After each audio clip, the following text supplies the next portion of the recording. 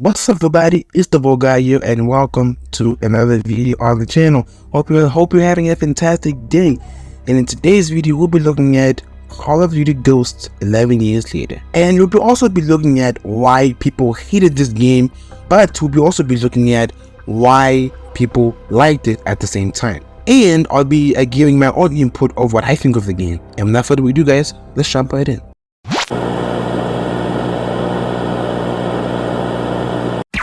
Call of Duty Ghosts, developed by Infinity Ward along with Raven Software, Neversoft, and was published by Activision in November 2013 and is the 10th main installment in the Call of Duty series. The game is set in an alternative timeline where the United States is weakened by a devastating event and a new global power emerges. We take on the role of elite soldiers known as the Ghosts, who are fighting against a technological superior alien force. With that being said, right, over the years, this game has received some mixed reviews, right, when it was released, right.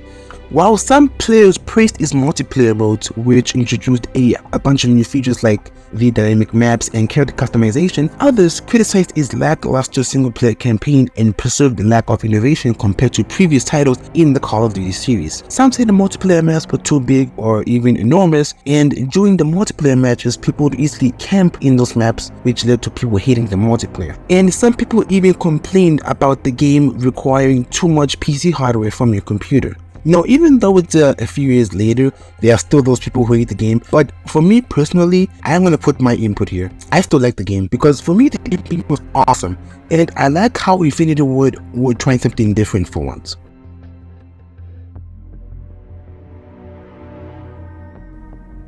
Now, before we get into the nitty-gritty of the video, if you enjoyed this video, please give me a thumbs up and make sure you are subscribed. Now, let's talk about the first part of the video, which is the storyline. The game is set in the near future where the United States has been crippled by a devastating event known as the Odin Strike. This event was caused by a space-based weapon system known as Odin, controlled by a hostile force known as the Federation.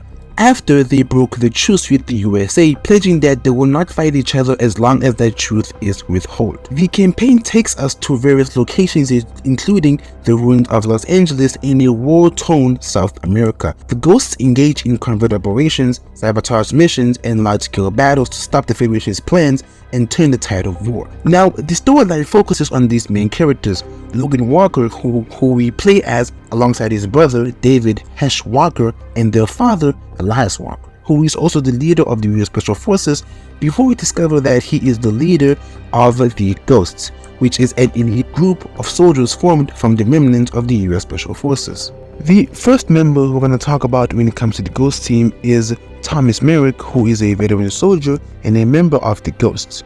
Merrick is known for his tactical expertise and his unwavering dedication to the mission. The next member that we have on the list is Keegan, who is a former member of the US Army Rangers who joined the Ghosts after the collapse of the government. Keegan is a skilled marksman and a valuable asset to the team. The next member on the list is Kick, who appears in some missions of the game, but who is also the guide of us in our team because he helps us through various missions and he is the guide to helping us in completing our objectives in the missions. Now, the next member of the list who was a former member of the Ghost is none other than Gabriel Rourke, who betrays his comrades and joined forces with the Federation. Now, we've talked about the storyline, right, in general, right? Now, one thing that people didn't like about the campaign was the ending. Personally, for me, that point was for me because I didn't like the ending, right? You can't leave us with a cliffhanger and then a few years later there's no part 2 of Ghosts. Like, for me, I think that was the part that really depressed me about Ghosts, is because Ghosts, the campaign was good, but you give us a cliffhanger at the end of the game and then a few years later we're expecting part 2 but there's no sequel. Like, what the actual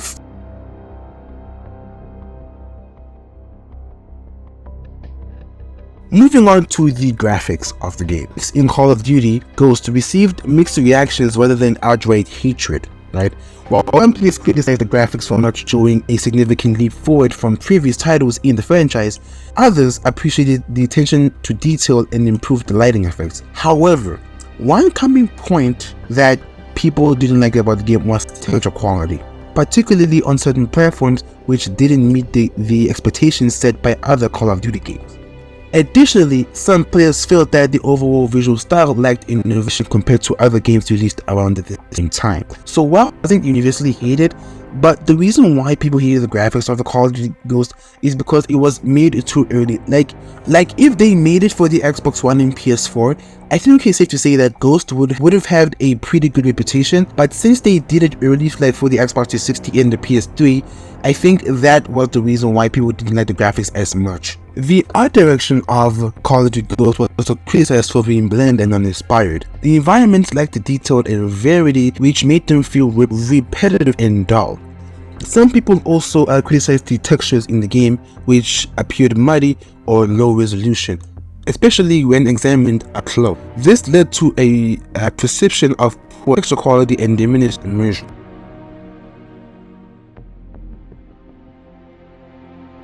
Now let's talk about the multiplayer, right? In the beginning of the video, right, I've already talked about why people didn't like the multiplayer, but in this part I'm gonna go in depth of why people dislike the multiplayer as much. The first thing was the map design. Some maps were too big, like big. Many people criticized the maps for being too large or too cluttered, and since the maps were too big, this led to people camping during matches, which is the reason why people hated the multiplayer side of Call of Duty. Another thing which led to people to hate the multiplayer was the spawn point system. This was horrible. Like, whenever I get killed and I respawn again, after a few seconds I'm dead again. Like, what is that? This ultimately led to people complaining about spawn camping, because if a enemy player sees where you spawn, they could easily predict and control where you would respawn again. Let's say you spawn at the corner of the map, right? The enemy player, right, can camp in that exact same location until you respawn in that area, and then they can kill you again. That one was the most valid point why people hated the multiplayer in Call of Duty Ghosts. Now, even though there was some bad things in the Call of Duty Ghost multiplayer side, but one thing I liked about the multiplayer was the perk and kill system and the kill streak system. The perk and kill streak system of the game was the best for me, because my favorite perk was the scavenger perk, where you were able to pick up ammo from dead players, and my favorite kill streak was the Odin satellite, where you can send an agent to kill your enemies and be able to send in as much kill packages as you want. But just be careful not to send it in any location, otherwise they will take it, which can be really annoying sometimes.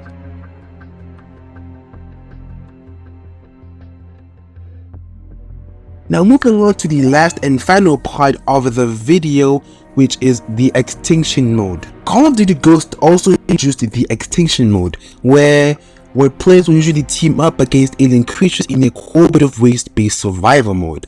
The gameplay revolves around completing objectives such as destroying alien hives while surviving against increasingly difficult waves of enemies and aliens. We can choose from different classes such as the medic, engineer, tank, and weapon specialist. For me personally, I enjoy the medic class, each with its own abilities and roles within the team. One notable aspect of Extinction mode is the inclusion of a duel mechanic. Now, the main objective of this mode is to activate a nuclear bomb that's somewhere deep around in the level, and then once you've activated it, you have to run back to the LZ for extraction before that nuclear bomb goes kaboom.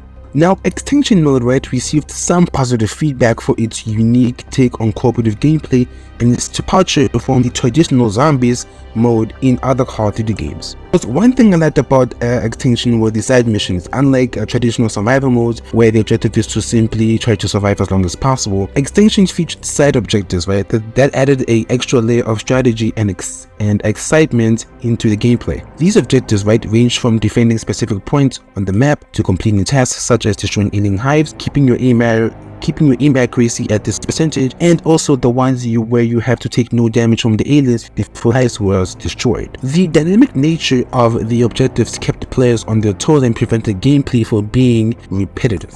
Now I think this was the only mode, right, in Call of Duty Ghost that people liked very much, because Extinction, right, they were trying to do something new, which I really liked about Infinity Ward. Because one thing I liked about Infinity Ward is that they always try something new when it comes to the games, because Extinction for me was the best mode ever in the game.